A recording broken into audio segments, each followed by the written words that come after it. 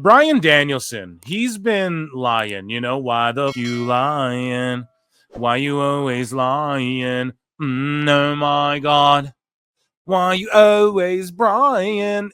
Daniel Bryan. Here's the thing, man. He's Shillington, but you guys got to understand something. Even if Brie and Nikki go back to WWE, etc., even if Bryan Danielson goes into the WWE Hall of Fame one day, you have to understand, Tony Khan has literally said that he's like, will leave if he got hit by a bus tomorrow, the company goes to Danielson. So it's not that, and I made a tweet, I was kind of rude. I was like, either he's lying or is just really dumb. But again, I'm being an asshole and trying to pop people. And it's one of those things, or it's likely the third thing, because Danielson's one of my favorite of all time, and I'm not joking about that. So I really don't want to like bury the guy. But the third thing, which is what it is that he is going to like own this company one day. So when he's like, yeah, I kind of do office stuff, whatever, it doesn't matter. He's on retainer. Tony keeps him on a salary, whether he likes it or not. Tony's like, I'm paying you. And Danielson will own this company one day. Let's say Tony Khan gets bullied out and does go, I'm going to step back. It'll be Danielson who's tasked with potentially taking over $1 billion company and then doing it maybe more right than Tony has done it. Let's say Tony, for whatever reason, steps back, right? God forbid. Like people are like, he'll never step back. Okay, let's say something. And I'm just saying, God forbid. I don't wish this on anybody. Say he gets hit by a bus. Let's say an anvil falls on his head during one of these AEW Looney Tune shows. No, I'm joking. Samoa Joe's on screen. God damn it. I'll give it its flowers right now. But let's say like something happens to Shad and then Tony's got to step up and like do these other roles he didn't think. And then Danielson's got to take over more of the wrestling stuff. That will happen one day. So this is like if Shane McMahon went and put over WWE. Guys, okay? Don't be mad at Danielson. Even though I put out the schmarmy prick tweet, they say that the apology needs to be louder than the talk. Well, I shit talked Danielson a bit. I did say, I was like, either he's lying or is dumb. That's what I said. Well, here's my apology on my live show, not just a brain fart tweet. I will retract that and say, obviously, he's not lying, or it's a lie, but it's like a white lie. Okay, you know, he's embellishing a little bit, right? Which is okay, but he's doing that not because he's stupid. That was rude of me, but because he is going to own this company one day, pretty much. He will. Like if anybody people go, oh, who would you pick to book it, Phil? Danielson and Jim Ross, maybe? I don't know. Something like that. Like it couldn't be Bischoff and Cornette and shit. It couldn't be Cornette. Cornette wouldn't know what to do with these guys. It would be chaos. He'd fucking slap people like Santino Marella and go crazy in a month. And you know what I mean? So Danielson is, you know, he's like primed up to basically run this thing one day. And he's on the committee and all of this stuff. So all of these quotes I'm about to read from Danielson, just remember that. Bear in mind, like, it's the same. And now the reason earlier I brought up, and we're going to talk about benching. Oh, benching. They're benching talent. Oh, they're benching. Right? This is the same thing, and we're about to cover it here, and I talked about it earlier in the show. When Nick Khan is like, we don't bench talent. Now, first off, people are taking that shit out of context. Nick Khan said, we're not going to sign people from AEW just to bench them. So he's taking a direct shot at WWE or AEW. You're signing WWE guys and benching them, but here's the thing. They're mostly benching guys. Here's the thing with Tony Khan. He doesn't bench the WWE guys. He mostly benches the guys we want to see that he had before WWE did. So that's where Nick Khan fucked up. The correlation I'm bringing here is like Cultaholic and them aren't getting mad at Danielson for fucking, and I said too, Nick Khan's just dumb. He just doesn't fucking, so I said the same thing about him I said about Danielson over WrestleMania. I'm like, they're the underdogs. I was like, yeah, dummy, yeah. You know, WWE's not the underdogs, you know, maybe in like the IWC sometimes, but like not in the real world, you know? So I roasted that too. I'm keeping the same energy. And all I'm asking is that Cultaholics and these fools need to keep the same fucking energy, okay? Like you're not dissecting Danielson, who's about to say, I'm going to read the quote from him here soon, where he says like, oh, Tony Khan doesn't treat wrestling like it's a war. And I'm like, you mean the guy screaming about the Friday Night Wars? Did someone get me that clip? Someone in chat get me that fucking clip. The Friday Night Wars. Oh, It was in court. Tony's yelling, trying to prove to everyone, if you don't think there's a war, we're in one. It's in court. Okay, you mean that guy, Danielson? But the reason Danielson, we can't be like, Danielson, you're a fucking liar. Fuck you. We have to approach this with the same energy we approach Nick Khan, where it's like, he's just putting AEW over. He's just defending his guys. Same with Nick Khan defending his guys. We're the underdogs. No, you're not. Same with Nick Khan saying, we don't sign people to bench them, is what he said.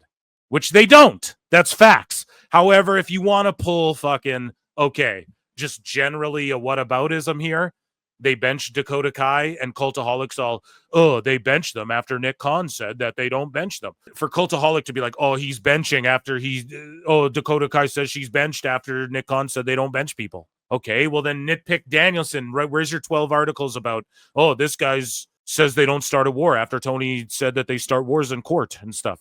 Like, where the fuck, you guys get what I'm getting at? Where's the same energy for both? So I'm not going to be mad at Nick Khan. I'm not going to be mad at Danielson. However, he's Shillington here. Hey, he's putting over his shit. All right. So let's read some of these quotes. There's a handful of them. It's the through line during this AEW segment here. Bryan Danielson picked his AEW World Championship win at All in London 2024 over his WWE World Heavyweight title win at WWE WrestleMania 30 when asked what moment is bigger to him personally.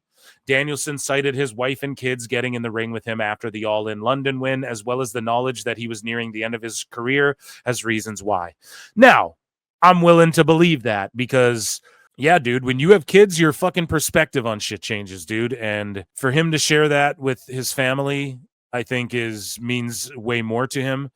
And also knowing like this is probably the last time I ever hold a world title. That means a lot to him. So I totally believe that. Now, objectively, as far as like, you can never tell someone what means more to them, right? But it's like, objectively, what was a bigger moment in the history books? Clearly, WrestleMania 30. That's not what he was asked or is talking about, though, right? So I saw some people jump on Danielson. Hey, man. His goddamn family gave him new perspective. So we have some fans mad at AEW. We'll circle back to that. So Danielson was asked who he'd choose to run a wrestling company with out of Tony Khan.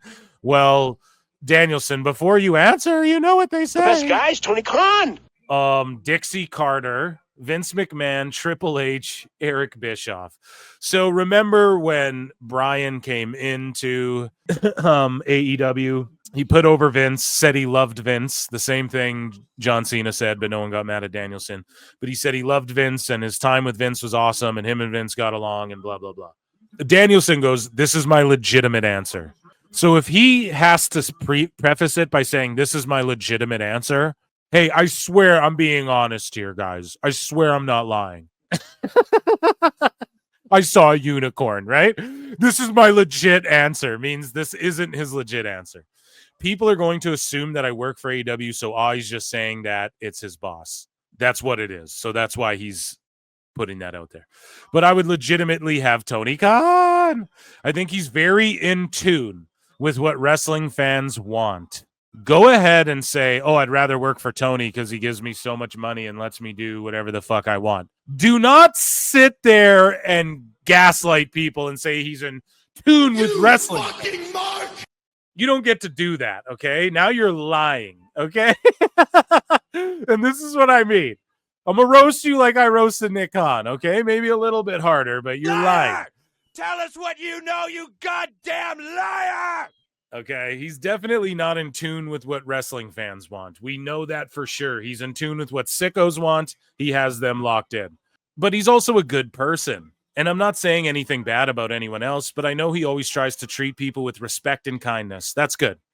People who do that tend to get walked all over, though, especially when we're talking about millions of dollars. And that's what a bunch of the wrestlers have done, Danielson. So all I'm saying is if you really cared about the guy, you would fucking stick up for him, I think, backstage a little more and not just be like, well, hey, I'm here, but I'm not really here. But I mean, like, I'll take the paycheck, but like, I'm not really here, but I'm kind of here, but I'm not in the office. But I swear this is the best place I've ever worked. But like, I don't know, man, like, I'm not going to wrestle, but like, I might wrestle, but I kind of work here, but I'm taking the money and I might own the place. But, right? That's you would be like, come on, bro. You tell him to clean this shit up. For real, let's be honest, man. Friends tell friends when they're fucking up.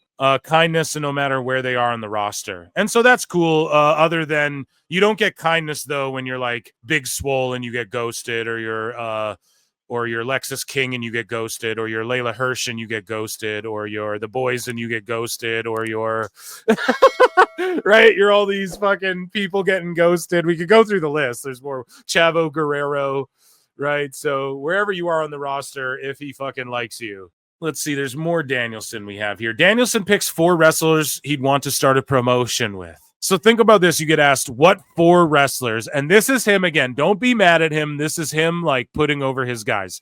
This is like if you asked Nick Khan, what 4 wrestlers would you start a promo with, a federation with, right? Or a promotion with. And it's funny too, because he said, like, it's in the name, a promotion, a wrestling promotion. Meanwhile, what's the root word there? Promote. Meanwhile, you want to go with people who don't fucking draw anything and don't promote. But anyways, Will Ospreay, Swerve Strickland, John Moxley, Kenny Omega. Like, right? So you can't be mad at him, but you know this is lies again. It's like not Drew McIntyre. Are you sure about that? Liar! Bro? Are you sure? You'd take Swerve over Drew fucking McIntyre, bro. You sure about that? Braun Breaker exists, bro. You sure about that? You know? So it's just him putting his guys over, though. So we're not mad, but it is funny. We have some more Danielson here where he talks about his current role in AEW and how involved he is with creative. And again, Danielson's like, well, I'm kind of a consultant for now, but, you know, I do several things there. I'm part of the disciplinary committee, like those sorts of things. People may think it's creative. Some of it is, but it's very little. Like we had that awesome Spring Breakthrough show, which had the incredible Ospreay Takeshita match, the Ops winning the trios titles in this incredible show. I didn't have a single thing to do with that show. And then he laughs. Yeah, I think he's working people. He's leaning into the disciplinary committee thing. To AEW folks, that whole disciplinary committee thing was blown out of proportion. Do you all know what I mean? It was just that whole thing, according to them, but it depends what side of that aisle you're on, I think. You know, but Danielson just sort of ran with it. So it's good shit, pal. So where else? We have Danielson speaking with, well, my tweet out, I was like, okay, so Danielson's flat out lying. You can't ever believe a word that comes out of his mouth ever again. TK literally had a meltdown screaming about the Friday Night Wars is real. If you don't believe me, ask the courts. Brian is paid to lie or is a dumb guy. Fuck, I want to delete that. That's so rude. I was just feeling spicy on X, man.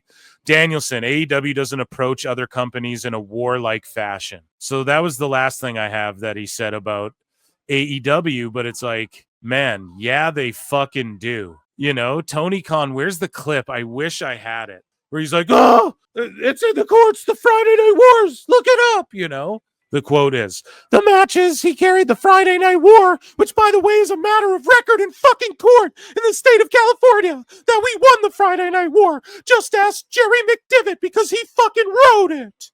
You guys remember that? You guys remember that? So Danielson fucking lying over here, right? And this is what makes some of the fans, like, they get disinterested and they don't give a fuck anymore, man, because the wrestlers, they just get people disinterested in this shit with some of the conduct, like Ricochet being like, well, come fight me then. It's like, well, that's not even good heel work. Like, that's just dumb. You know, you're like a ninja warrior guy, bro. The wrong person will run up on you challenging people to fights, right? Like, dude, yeah, I know you can flip off a guy's back while another man will catch you. You know what I mean? Like, don't put that energy out there, bro. And so we have more examples of that. It's a perfect transition into, you know, the next part of AEW news, and that's Blake Christian saying, streets calling me Mr. 1.67 milli. No cherry on top, just vanilla, baby. And so, like, this dude's bragging about fucking people falling asleep after the NBA game and losing 1 million viewers. You know, that's what dude's bragging about. It's just a turnoff. It's just a fucking turnoff. So Dustin Rhodes as well had this to say. And again, this is a guy whose life has been changed. Like, Tony Khan's given this guy ungodly money and ability and job opportunities and ability to freedom and stuff like that. Dan C says, would love to see Dustin finish up his career in WWE with Cody. And Dustin Rhodes says, nope, AEW is where I will finish. Only place I have ever felt respected. So he flat out says, man, AEW is the only place he's ever felt respected in his career. Dangers Man says, that's crazy to say. Your match with your family versus the Shield was amazing. You guys were the first team to beat them. That's respect. I was right there front row. AEW is, as a whole, is lazy. And then this Dustin Rhodes says, no, I had a wonderful career as Goldust and respect the shit out of my time with WWE. Goldust ran its course. I'm having the time of my life coming back full circle as Dustin Rhodes.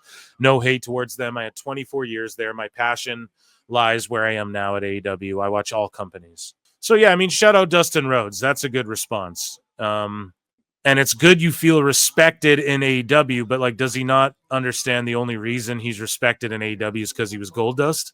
Like, Tony Khan, I don't think would respect him otherwise, you know? That's the thing, man. Where's the respect Athena gets? Well, she's the longest reigning Ring of Honor world champion on Honor Club with 20 people who watch it. I don't think that's respect, bro.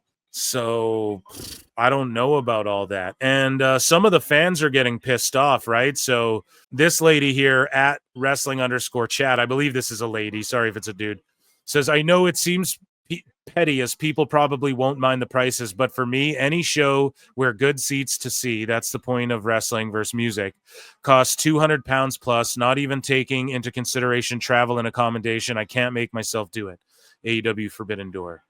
So people are getting mad about the cost of fucking Forbidden Door here. Like, I understand it's AEW and they have to get there and New Japan talent, but over £280 for tiered seats at £215 for side views. That's more than any K-pop concert I've seen, and those prices are high, which they are.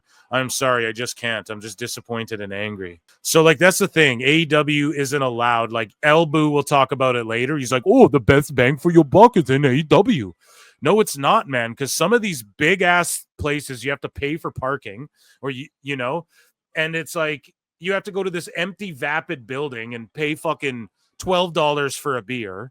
Like, that's not good fan service or bang for your buck to see the product that they're putting on and the stars that they, quote-unquote, stars that they bring to you, you know?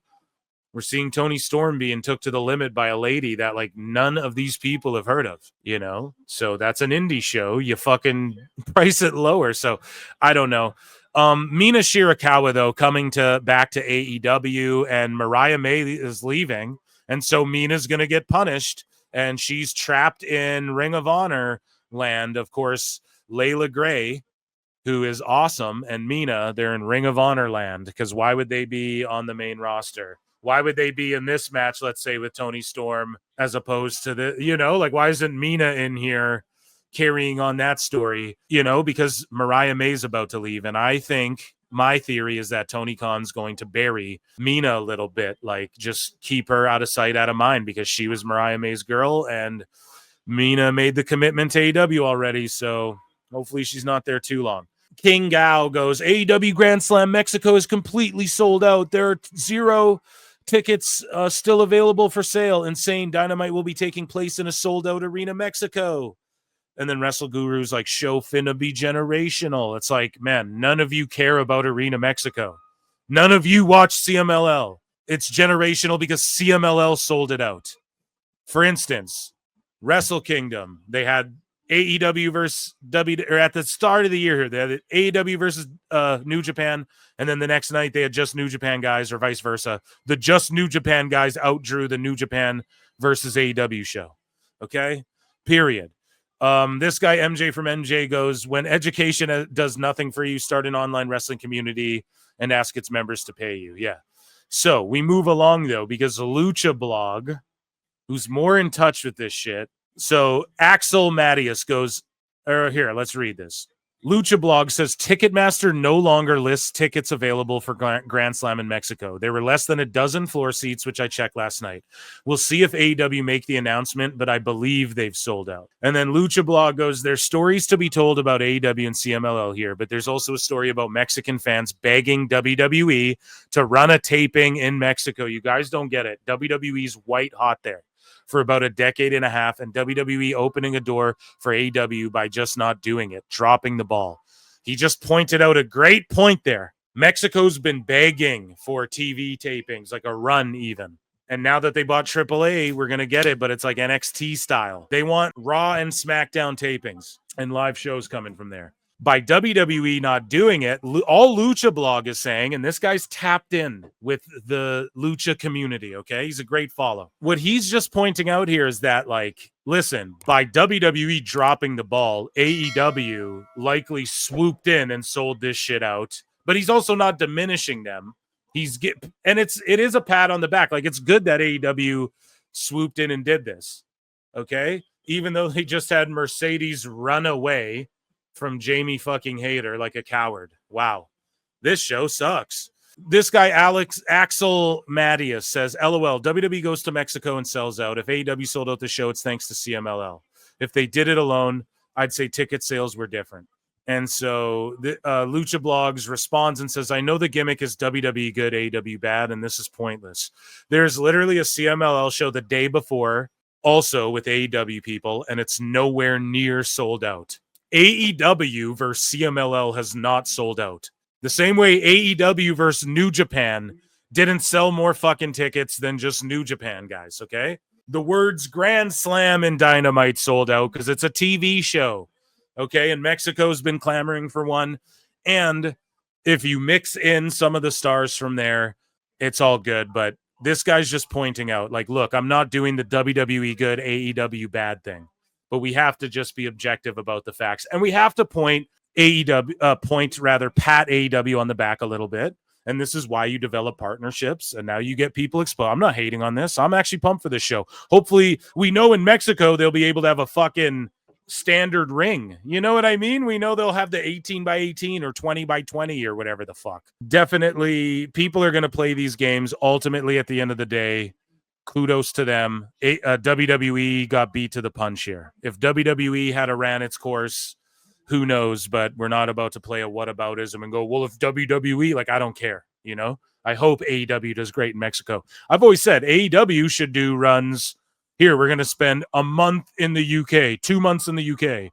Then we're going to spend a month in Mexico. Then we're going to spend a month of TVs in Australia. Then we're going to spend a month in Japan and just run these cool different venues and try and build up a fan base. And then over the years, then you become a product where you can just fucking show up places and sell out big arenas, you know? I've always said that. So I hope they do well in Mexico.